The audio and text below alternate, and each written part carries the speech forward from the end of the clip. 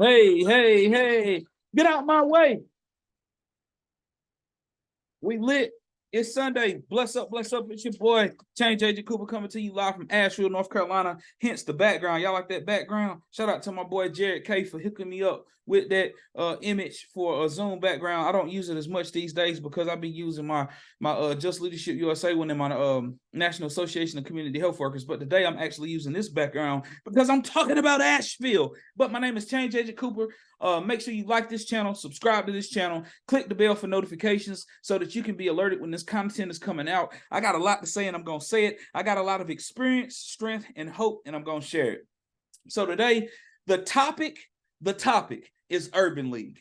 The topic is Urban League. And I wanted to do this video because so it can be time-stamped, you dig, not clout chasing. I got enough clout, but I'm doing this video because I needed to be time-stamped. So whenever people want to ask questions about where conversations came from and or are thinking that stuff came out of nowhere, I'm like, oh, no, boo-boo. I've been talking about this for a long time now, man. So listen, your boy finally was able to transition into grassroots, in which, you know, shout out to the Land of Sky Regional Council, shout out to the North Carolina Department of Commerce, whose reentry funding that came from ARPA, the American Rescue Plan Act dollars, was able to go to Operation Gateway to put your boy 100% of the time in the grassroots organization, Operation Gateway. Let's go. You feel me? And so now I'm in the reentry space, and I'm, you know, workforce development is the deliverable, hence the Department of Commerce funding, getting people connected back in the workforce, coming out of incarceration, advocacy, the whole nine. And as a community health worker, let's be clear.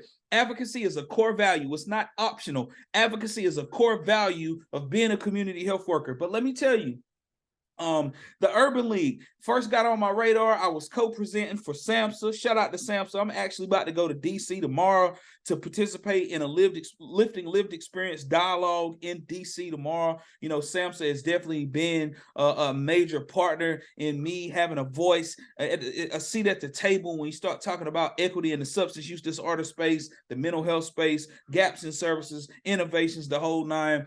But anyway, I was what was I? Oh yeah. I was co-presenting for SAMHSA. We was doing a reentry workforce presentation. It was me and a brother named Kevin Lai. He was working for the National Urban League at the time, and whenever I had presented, I'm popping off, and you know how we do. And then I'm watching his presentation, and I'm intrigued by it because the Urban League is basically a social justice organization that focuses on economic development. And that's what they do. You feel me? With a focus on marginalized communities, you dig? And the African-American community, you dig? And I'm not even African-American. I like to go by Black. You know, I would rather not go by African-American, but that's neither here nor there. If you call me African-American, I'm not going to feel no type of way, but I'm just throwing it out there. I'm one of them Black people that like to go by Black people. Power to the people, Blackity Black. And I'm slaying the stigma about colored people time. So colored people time is no longer being late. Colored people time has been changed by a stigma slayer, and now it is 10 to 15 minutes early. But anyway, I'm Blackity Black. I was presenting with Kevin Lai, and I learned about the Urban League, and then my spotty senses went off like, we need this in Asheville, because at one point in time, we had an organization in Asheville who had a social justice lens that was doing workforce development, but that organization is almost over with. Like, you know, it's not operating. You know, I'm not going to fire shots or throw shade. I'm just going to say that I know for a fact that it's not operating because I've single-handedly had to do a lot of things in the workforce development space, leveraging positions that I had at AV Tech and Land of Sky when I worked there. So anyway, when I heard about the Urban League, I'm thinking to myself, this is something that we really, really need in Asheville. So boom, I didn't pursue it or anything. I just had like a mental note, and then came the Go Places grant that I found it, put together that project. Shout out to the Dogwood Health Trust Leverage Fund that covers the cost of a grant writer for organizations that are in Dogwood Health Trust footprint. And we got this grant, you know, put Philip Cooper's ideas together with some people that know how to write grants, and it's like a beautiful thing, baby. But we started Go Places. Go Places stands for Growth Opportunities, Peer Leaders Activating the Community for Employment Success. That's the acronym. And so it was a two-state, it's a two-state grant funded initiative by the Department of Labor. Shout out to the Department of Labor. And it required two states.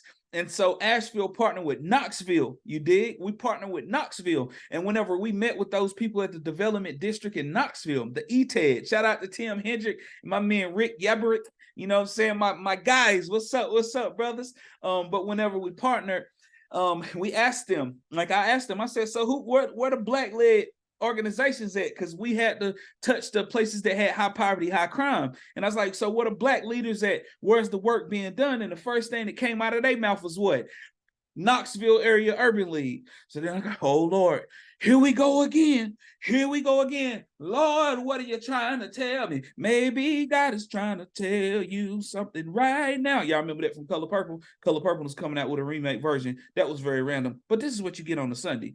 So anyway, so then boom, connecting with the Knoxville Area Urban League, start learning about what they do. I seen that they was actually a program of the American Job Center, and seeing all that diversity in the staff. I say while I was there at the Knoxville Area Urban League, at least 80% of their staff was black. It was a beautiful thing to see, especially being a brother that's from Western North Carolina. And so boom, in my mind, I'm like, okay, we're gonna have to, while this project is going, because we got this bag for 18 to 24-year-olds that's coming from the Department of Labor. Then in my mind, I have an unofficial deliverable to launch an urban league in Asheville, but I still had to focus on what I was focusing on before I turned up on it. You did. So then here comes the straw that broke the camel's back. This was the sign of all signs. My homie Robin Hamilton, solid, super solid, big sis, like a mentor. You feel me? Much love and respect for her. Like, I was on LinkedIn and I seen where she had announced that she was the CEO of the Urban League of Central Carolinas. And when I seen that, the fireworks went off. Baby, you're a firework. I was like, Lord, I hear you. So I immediately was like, we need an Urban League. It's showtime. It's showtime. And as I learned about the Urban League and its pillars, you know, social justice and you know, like workforce development, economic development, training, education. I don't even know all the pillars off the top of my head, but I knew without a shadow of a doubt that Asheville, North Carolina, you see the city behind me. I knew that Asheville, North Carolina needed an Urban League. No ifs, ands, or buts about it. I just got caught off guard looking at the Asheville picture behind me because I used to work in the Justice Resource Center. Can I point at it on here? I can't point. Is that there it is. It looks like the courthouse. I used to work in the Justice Resource Center, the 15th floor of the courthouse. That was random, but this is what you get on a Sunday. Anyway, so at this time, I'm like, okay, we got to have an Urban League. So we got this grant going with the Department of Labor, you know, and let's fast forward a little bit. So I end up transitioning out of that grant-funded project with the Department of Labor for youth, which is 18 to 24-year-olds, high poverty, high crime areas, getting them connected to workforce development opportunities. It's the Department of Labor's response to violence prevention. Shout out to them, because poverty must be addressed, because poverty precedes a lot of the criminogenic activities. Anyway, can I get an amen, brother? Amen. Amen.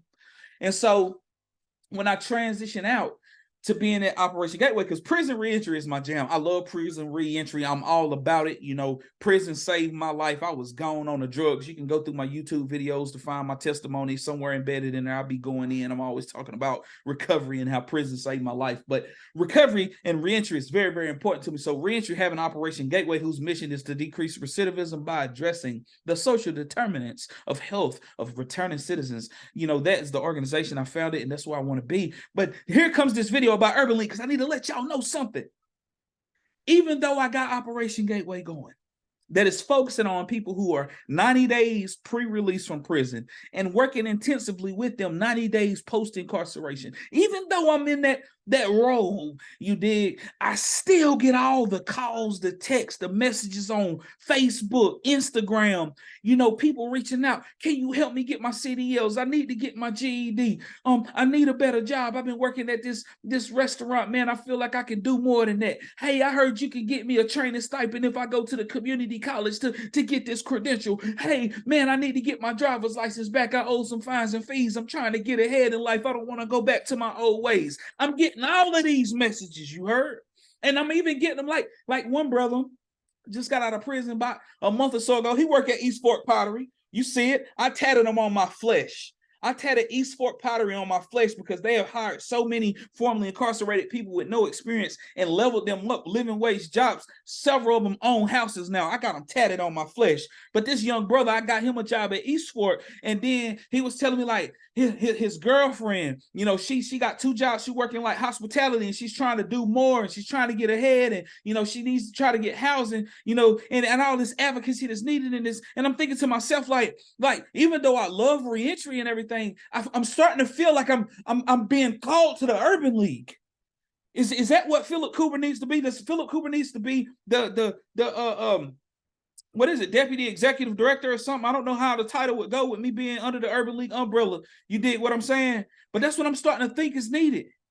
Rocking with CTE, career technical education, with rocking with Dr. Cheeks.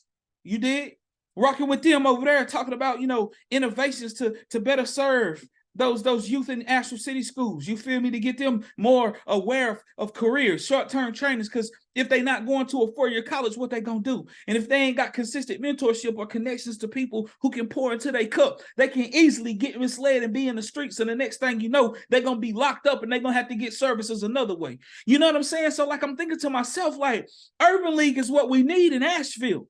And I've been trying to raise awareness about it, and I have been raising awareness about it. And some people don't know about the Urban League. Well, I'm telling you now, we had a listening session. I invited my sister Shamira down here, and she came and she did a listening session over at the Reed Center, the Eddington Center. I'm from Asheville. I still call it Reed Center sometimes. But I'm telling y'all, man, we need this. And I know this is a long video. Watch a little bit at a time so you can understand how Change Agent Cooper got to talking about Urban League. But we need it, fam. We need it. You know what I'm saying? Like, Go Places is what's going on right now. That Department of Labor grant that's housed at Land of Sky. You know what I'm saying? That's great that the Land of Sky was able to come to the rescue and house a project like that to be able to help us with that administrative burden. But picture if a project like that was to land somewhere that was black led, fam. You heard? You get what I'm saying? Picture if we had an Urban League here that had an American Job Center that would house a WROA case manager. You did? Picture how many people would be enrolled in WROA, fam. You did? You know how many people don't even know what WROA is in the Black community? That's why I feel we can have the most impact with an Urban League. Because listen, I'm tired, fam. Philip Cooper gets tired. I'm not Superman. Now, God does have a calling on my life, and I know I'm different, and I'm not average and all of that, but I can't do everything. I'm not omnipresent. I'm not omnipotent. God is.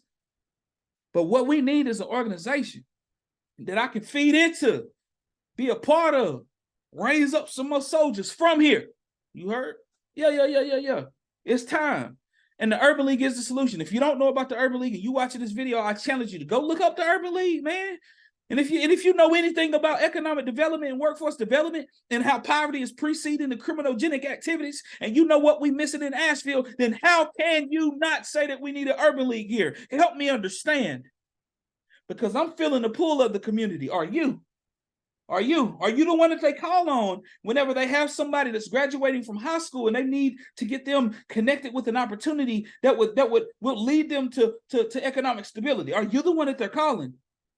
Are you the one that they're calling whenever they're wanting to figure out ways to get funding for CDLs because there's CDL jobs available and there's not overflow of money for CDLs? Are you the one that they're calling when they're talking about they want to go get their CNA, but some community colleges is harder to get into than others? So are you the one that innovates to create a program that the county funds that'll give somebody a training stipend so that they can go get their training and get a job and level up in life? And next thing you know, they buy a house in Habitat with Habitat for Humanity. Are you the one? Or do you trust me? Or do you trust my feedback? I believe that God put a calling on my life to be an activist, to be a person who speaks truth to power, a person who innovates, a person who is crazy enough to put himself out there on the front lines to feel the pull of the people. Just like Jesus did. You remember when he showed up and they was like, heal me, I need this, I need it. Showing up. And so I need your help. I need you to be in solidarity, my people of Asheville. You know what's up. But once it's on the front lines, it's dealing with the clients. Y'all know what's up. Y'all know what's up. And for the people that believe in the power of prayer, those intercessory prayer warriors, I need you in this season because I believe that we're getting really, really close. But I'm very confident that having an Urban League in Asheville will be a major, major win for us all. Urban League is already doing some work with HCA, like on a national level. Urban League is the lead agency for Operation Gateway for a pending grant that Operation Gateway may be about to get from the Bureau of Justice Assistance, Lord willing. And the Urban League is definitely what we're going to need that has a social justice lens when talking about workforce development. Because in this day and age, if you let's think with the trauma-informed lens.